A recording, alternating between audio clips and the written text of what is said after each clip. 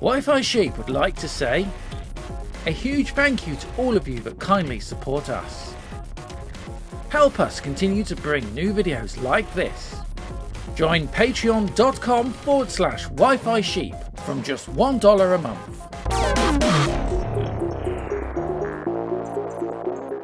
Hi everyone, how you doing? And a very warm welcome back to youtube.com/Wi-Fi Sheep with me, Tom. And in today's video, I finally have one. I have an Atari 400 Mini. So I'm about to join the countless other YouTube videos out there of people reviewing this product. Before we continue though, a couple of disclaimers. I have a sneaking suspicion that a lot of the videos, especially those that have come out the days leading up to the official release, are actually sponsored or in some way associated with the Atari company as it is now, or Retro Games Limited, who are the actual producers of this product. Now, I'm going to say right now, I am not sponsored or associated with them in any way. I'm not being paid to talk about the product, and I've actually had to buy mine from Amazon at full retail price, the same way as, well, you will if you bought one as well. So my review, we're going to look at it honestly, and we'll see if it's any good. And there's a few things I want to talk about in relating to this particular product that I don't think have been mentioned much or at all on other review videos. I'll also say that I am in no way an original Atari fan as such. I've never used an original Atari 400, so I don't have any kind of glossy, sort of warm, fuzzy nostalgia for the platform. I've generally bought this because I'm actually interested, and I do know Atari as a brand, and I have played sort of emulated versions of Atari games before. So I think this has enough going on, and it's interesting enough to me for us to look at today. Plus the fact, if you are regular to the channel and you know the kind of stuff I do here, you'll know that we did look at the C64 Mini when it came out originally, and then the full-size C64 Maxi system, which also comes from Retro Games Limited. So it's the same stable of developers and people that are producing this Atari 400 product. Right, so you are seeing this the first time that I'm seeing it, so it's still in its Amazon wrapping package. I've taken the outer cardboard package off, that's all I've done. So here is the Atari 400 Mini. Interesting how they call it the 400 Mini, despite the fact, unlike the previous products Retro Games tried to release, the Commodore products, where they couldn't get the Commodore license or name, they have actually got the Atari name. So this does have an official license to it, but they still decided not to brand it as Atari 400. They just call it the. I suppose it's kind of in their naming scheme now for these type of products. Right, let's see if we can actually get in then. So, oh, took me a knife. There we go. Okay. Thought it'd been vacuum sealed, but it hasn't. So, right. So this is the European version. So some of the labelling is a little bit different. So you have a PEGI rating, as opposed to the US North America version. I think it has a slightly different rating and licensing system. Also things like the CE European safety mark and now the UK CA mark. So there's a few things on the side that are going to be different, and it gives you the local version. So it's the English version, and you can see basically this one is designed for Western and Central Europe distribution.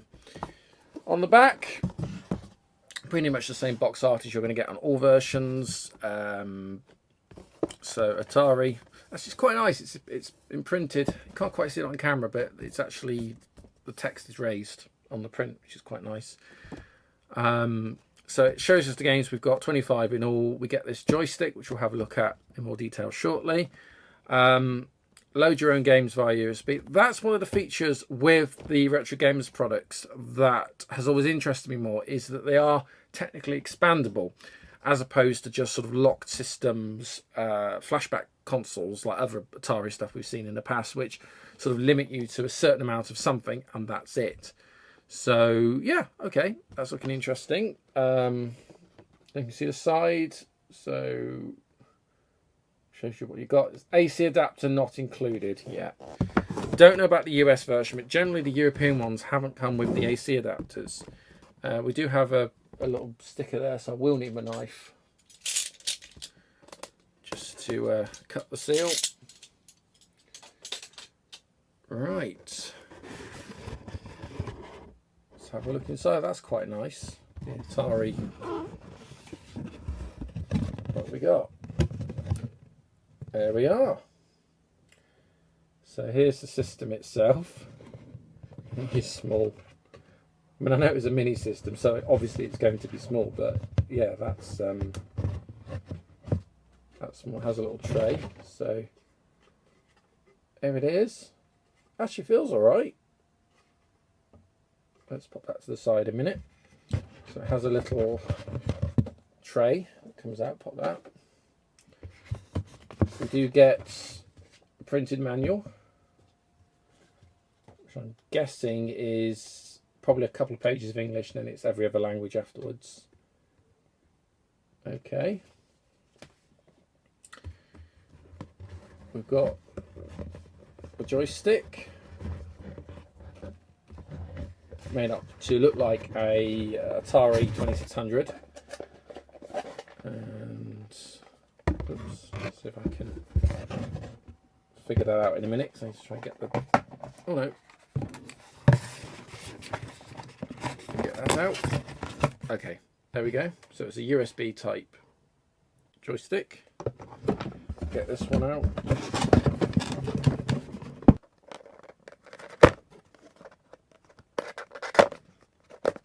Can actually get into that one.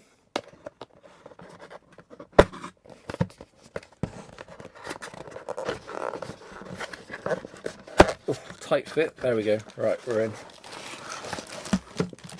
Okay, and we've got a USB-C to USB-A cable, and we've actually got a HDMI cable, and that's quite a nice touch. They're in the kind of beige plastic colour of the main unit itself, so I don't think we'll need that one. So I have a USB that we're going to, sorry, HDMI that we're going to plug into. Let's just pop that out of the way. We'll need this one though, which is the power. So I'm guessing we'll need to come off 5 volt supply from somewhere. I do have a multi-gang socket for power, and it is USB. So it's USB-C to USB-A. Quite a nice long cable, that. Hopefully I've got enough amps on the power supplies I've got to run with that. Saying that, I guess a Raspberry Pi power supply, Raspberry Pi 4 or 5 supply might work as well. I have had some issues with Retro Games products in the past, but I've been a bit funny about which power supplies they'll run with. Anyway, so here is the actual system itself, and it's quite nice actually. It feels okay. And there's the controllers. So you've got 4 USB sockets and an extra USB on the back, as well as the power supply. I did wonder if they were sort of doubling up the power supply as a USB socket, and they're not. Full size HDMI, a button, and there's the serial number. So this is unit 18,627. 5 volt 1 amp. Okay, we should be alright then. From retrogames.biz.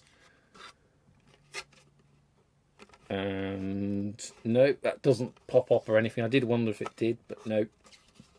So the door is moulded, and the keyboard, it does actually have a texture to it. You can feel the keys. They're not real. They don't work. But the keys have actually got a, I don't know if the light really shows that, but they've actually got like a texture to them, which is quite nice.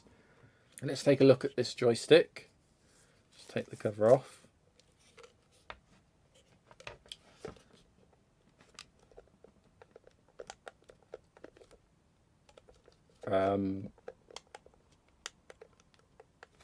Okay, so there's actually, these are buttons. The joystick itself, can't really feel any tactile movement in it. That button's okay. And there's 2 buttons there. The joystick they shipped originally with the C64 Mini, the original one, was utterly terrible, and people used to keep breaking the actual gear sticks off the actual units. I stopped using mine and went over to clone Nintendo NES type controllers. I just preferred working with a controller more like that rather than traditional joysticks. But we'll give that one a shot and see what it's like. Yeah. So far, so good. So I guess what we'll do is let's plug stuff in. So I have, this is a HDMI. It's already on my desk. This one's connected to the capture card. So you hopefully will be able to see what I see at the first time. So we'll pop that in. And we'll pop power in. I do like the power cord. It's actually got Atari, I've just noticed. I don't know if you can see that. It's actually got Atari molded on it, which is quite a nice little attention to detail. It is well made. It is a nice thing to have, even as a mini system. I was a bit about mini systems, but because I kind of thought the craze was over, especially after the NES Mini. And the C64 Mini they did was a little bit disappointing. And those of you that regular channel will know exactly what we did with that in the end. But for now, here it is. So I wonder what happens now. Do we power up on the back?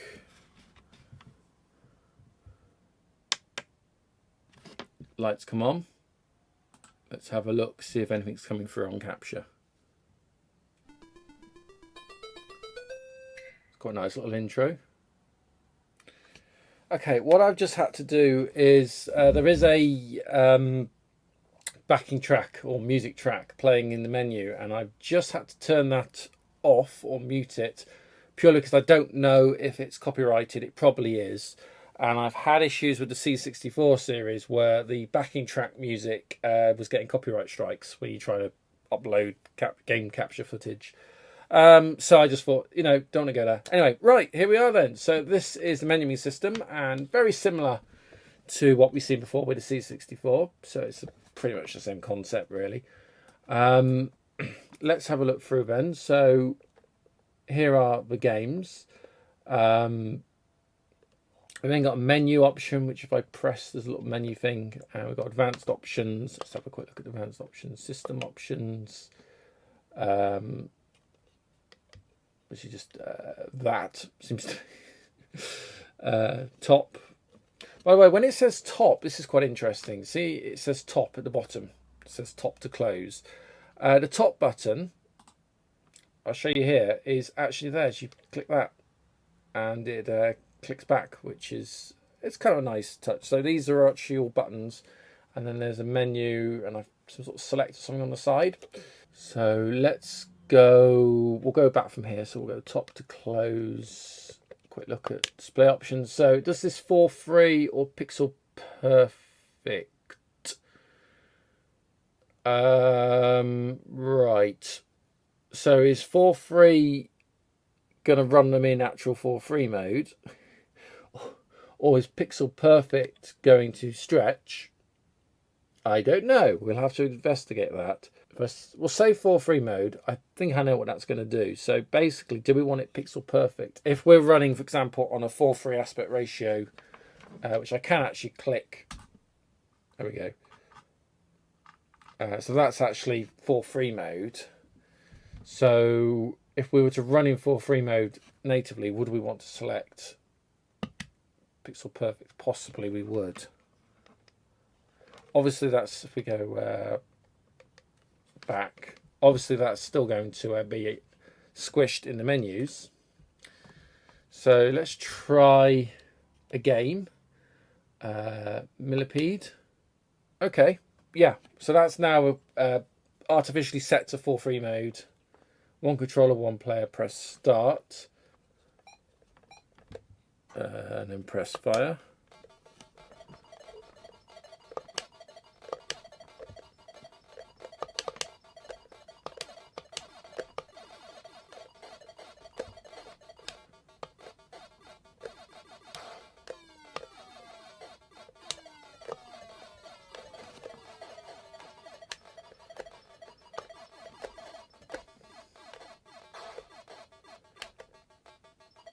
is it me? Or is there a slight click in the audio? The audio, by the way, you're hearing not direct capture, but you're hearing it through the mic. So it's coming from my monitor, and there's just a slight click.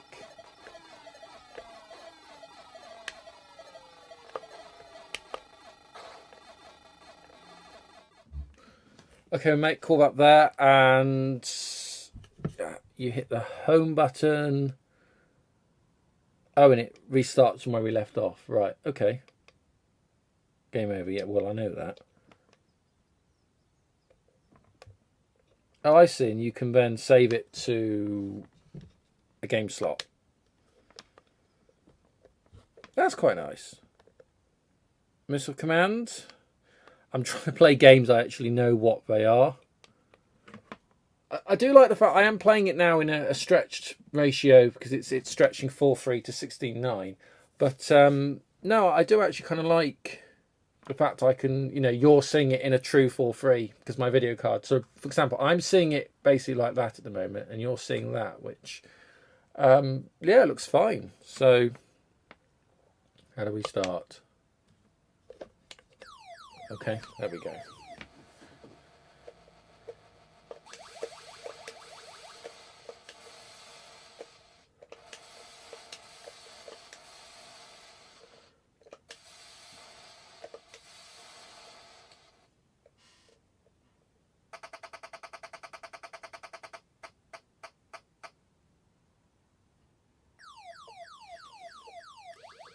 So far, so good.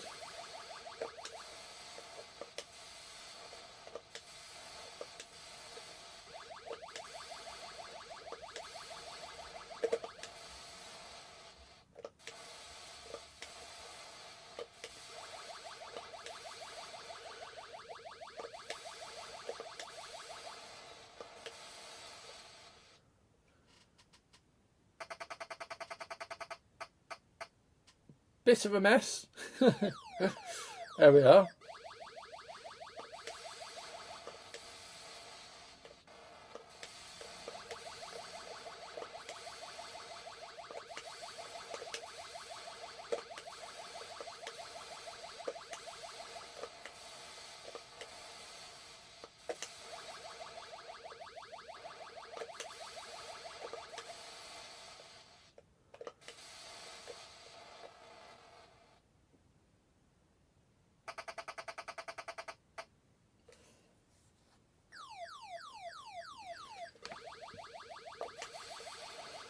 Yeah, I think we sort of get the idea of that.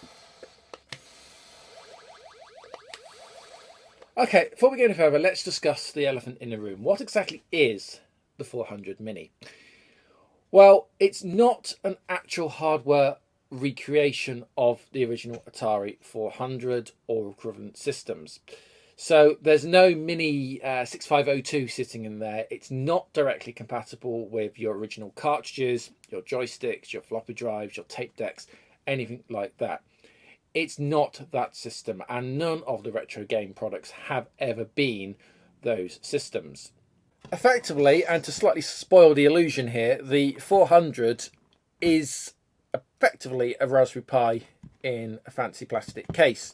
The architecture it uses is actually something called All-Winner, which is a licensed clone manufacturer of ARM chips, and they actually have a reference design which are used in things like the Banana Pi. Now, these were sponsored here on the channel, and if I just show you this one, although not identical, this board with its All-Winner, in this case an All-Winner H3 ARM chip, is very similar to what's actually powering and inside the 400. Basically, you create a reference design in which manufacturers can then create their own versions of the boards. So Banana Pi have boards like this, and Retro Games Limited had a board inside this, which is probably similar, probably a little bit bigger, but we'll be using an All-Winner chip. We also saw the All-Winner ARM architecture used in a lot of the Nintendo Mini products. So effectively what it is, it'll be running a base Linux, it has a visual front end, and then it runs a software emulator to run the various Atari ROM products. So it creates a 6502 processor in software There isn't one in there in reality. It is literally a clone Raspberry Pi type product in a plastic box, and this box can be changed and shape-shifted to look like any other system you want. We've seen it with the C64 Mini already. The 400 effectively is a C64 Mini in a different shape and form factor. So that begs the question, could you just take a Raspberry Pi Zero, for example, and 3D print a Mini 400 case and run a bunch of emulators? Well, if you're watching me here on Wi-Fi Sheep, then you are probably capable of doing that. And the answer is absolutely yes. You don't actually have to buy this product. If you want to play and run Atari 400, 800, etc. software, you can do so through other emulation means. And most of those emulators are actually the same as what this product is licensing and using. That said, you do get a pre-packaged product. And we have to remember who this product's actually for. And it's for the kind of casual, nostalgic gamer type people who basically are going to pick these up in the supermarket shelves, want to plug them in, and they just want to play classic Atari stuff really easily without having to faff around programming, compiling, setting up, or 3D printing their own cases. So it very much depends on what sort of person you are. And we have to remember the kind of person that this product is actually aimed at. So I was just having a look through the menu, because I want to find out about how we might use USB sticks. And basically you only get like sort of 2 pages, then it goes into other languages. And it does say here, go to retrogames.biz/link/ver400mini/support for more information. Well, I've done just that. And this is the page you get presented with. And we've got 3 questions. And we've also got the user manual, which I have here. And I was just scrolling down. This is the sort of full English language user manual, which they don't print and include in the package. And I've just been looking at how we'd actually install USB sticks. So if my understanding is correct here, let's try this, see if it works. So basically I've got a USB stick here, which I flashed to FAT32 format. And I've got hold of a couple of ROM images and things I want to try. And I've just put those on. I've unzipped them. The zips are still on here, but I've unzipped them all on a PC. And I've got the files basically in folders, directories. So I'm going to put that in. First of all, let's turn this back on. Might be a good start. Let's turn it back on. Now, the one issue I have seen is if I try to stick the stick here in the front, I might actually, because it's one of these really low profile ones, I might actually struggle to get that back out, you know. So luckily they have included a USB on the back. So I'm going to put, there we go, I've put my USB stick in. Now apparently, you go back to the menu, if it's read the stick correctly, it should give me a carousel option, which I'm not seeing. So let's just take the stick out, put the data stick back in. Ah, there we go. Okay. Media access. So the few things I've added. So I've added Alley Cat, which is quite a well-known game. So I'm going to select Alley Cat. And then I'm going to press home to start the game. Oh, sorry, that's not home. That's something else, but that gives you some options. Okay, interesting. Not what I wanted though. So, will Alley Cat now load? Slightly cut off, but I'm not sure if that's running quite correctly, but it's there. I was actually playing a DOS version of this.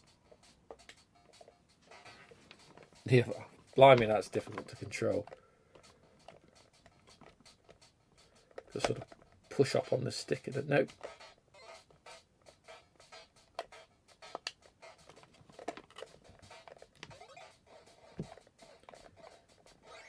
Oh, it might be running a bit fast actually. Let's just turn that music down a minute. Right, so if I now hit the other button, we've got, okay, Atari mode 400. I'm just seeing if there's an option for setting ROMs. Enable basic. Okay. Let's see if that's any better.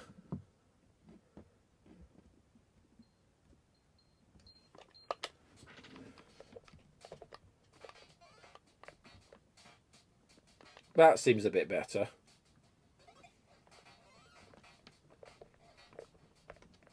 Still not very good at playing it, but it's not running so ridiculously fast.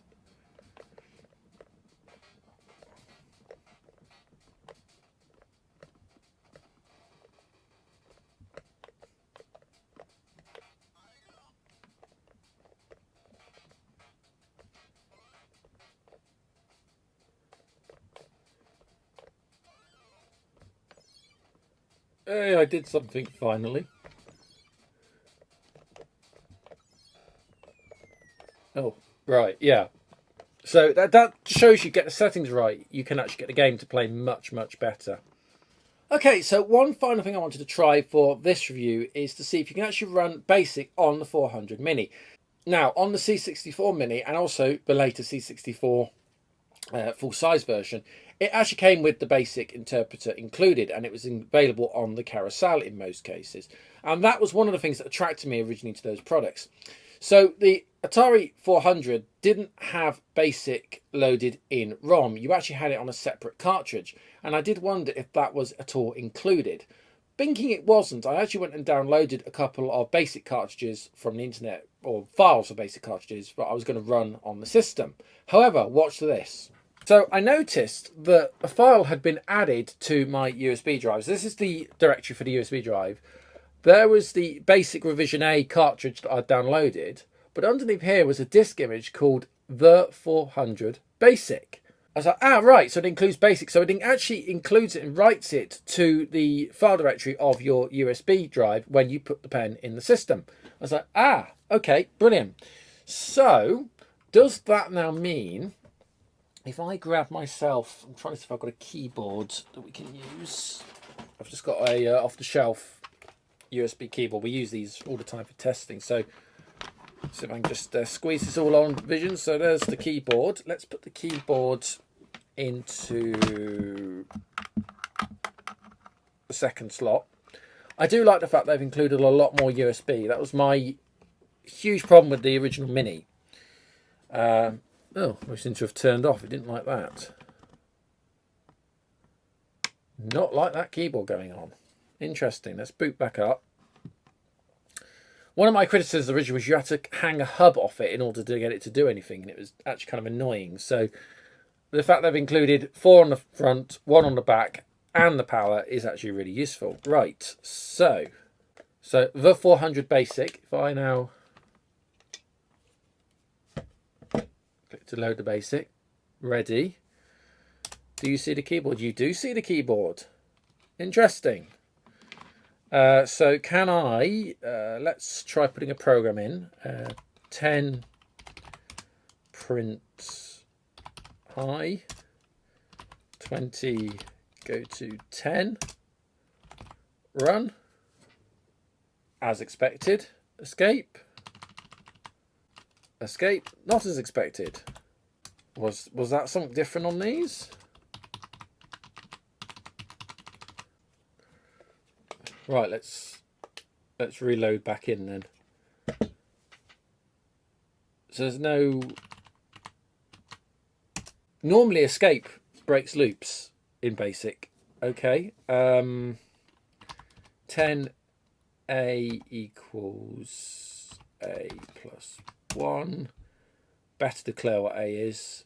5 A equals 0. Let's just list that. There it is. 20 print A, 30 go to 10. Okay, now if I run that, it should count up. There we go.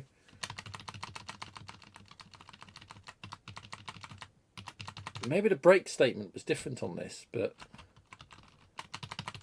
So if you put the program into BASIC into a loop, it breaks. That's interesting. And then you have to... Oh, right, that's how you get the keyboard up. Is it a key on the keyboard I'm meant to press? Break, break. Ah, break, not escape.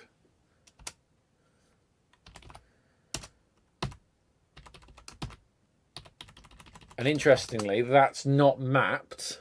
If I just show you. So escape isn't doing anything, and my break key isn't mapped correctly.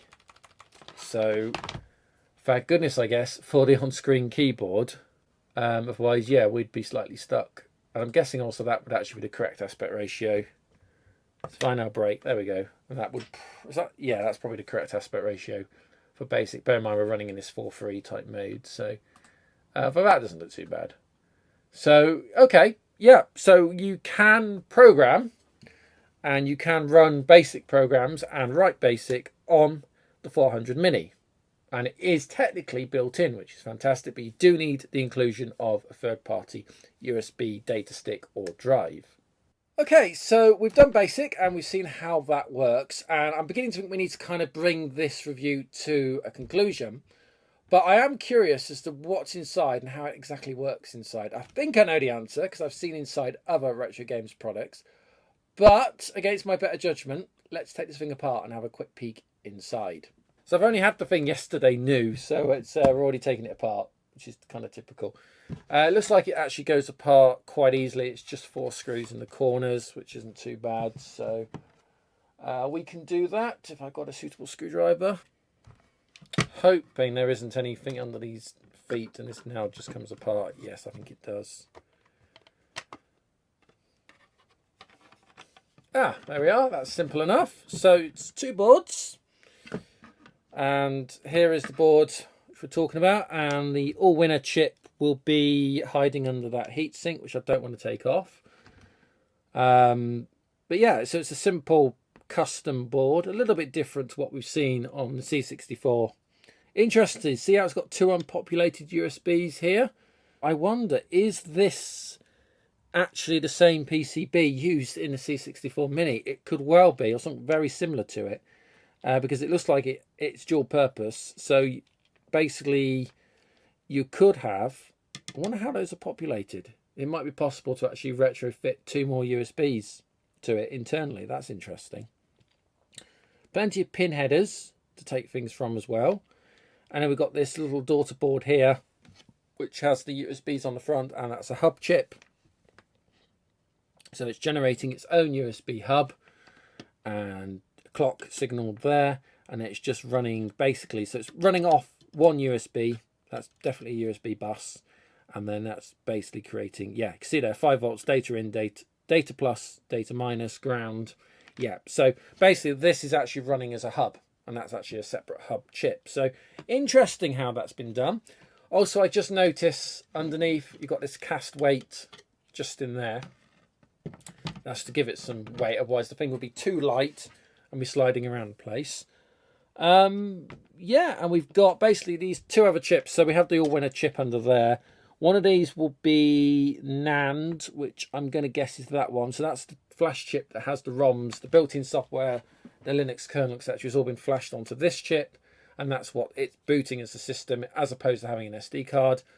This one, if I've got this the correct way around, that will be the RAM. And it's 256 megabytes of RAM, which is quite low end now when you consider what you get on a Raspberry Pi, for example, which is normally a couple of gig. So 256 megabytes, but that's all it really needs to run. And yeah, everything else on this is pretty self-explanatory. Interestingly, you've also got a connector there, looks like for a barrel connector for power. I'm going to say that's actually a very hackable board. Potentially a very interesting board. You could potentially do quite a fair bit with that. Okay, so I think we need to look at wrapping up this review now. So what do I think of the 400 Mini overall? Well, I have to say I'm generally quite impressed. It's an interesting product, even if you don't have any nostalgic value for the original system it's trying to emulate or recreate. It's a nice form factor, it's a nice size, it's presented very well, it works very well, Most of the software seems absolutely fine. The games are particularly interesting and I just need to learn how to play them properly. I like the joystick. It's not terrible. It's actually very, very interesting as a sort of joystick in the way you've got buttons embedded into it. So that's really interesting. And also now we've lifted the lid and had a look inside, the actual PCB, the main ARM board that this thing's used, is actually really interesting as well. And is so tempting to hack. I almost think, do I need to now get a second one of these just so I can break out the board, because I want to play with the board on its own and maybe jailbreak the system, run Linux, all the kind of thing like that. It's an expensive way of doing it, but yeah, I think the board is particularly interesting, especially the way this product is made. And who knows, maybe a bit like the C64 before it, we might come back and do a number of reviews and project updates on this system, especially as I get a bit of time to play with it and figure out how it actually works. Well, I hope you found this video useful. If you're brand new around here, then thank you so much for your company. Don't forget to like and subscribe, and I hope to see you real soon right here on the channel. Until next time, bye for now.